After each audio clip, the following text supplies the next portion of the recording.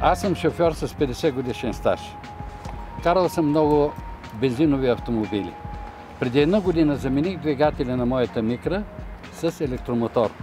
Това е един нов стил на живот с по-малко вредни емисии, без шум в големия град за всички хора, за моето семейство и за моя внук.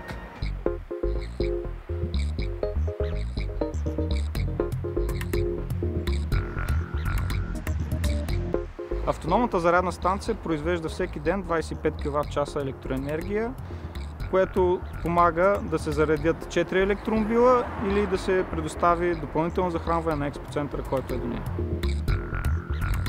В началото започнахме с производство на електромобили. Впоследствие преценихме, че просто електромобилите не са достатъчно. Направихме вече зарядна станция, която прави придвижването на един електромобил абсолютно чисто, без никакъв отпечатък, без никакви емисии.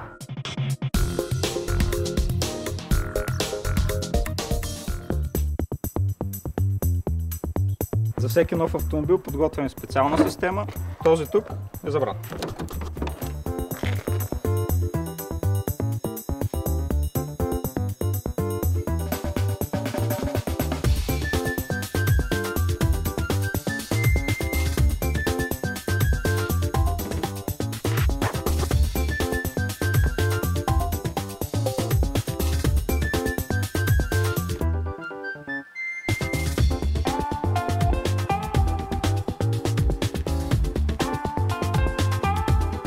Нашата кола помага да опазим вятъра чист.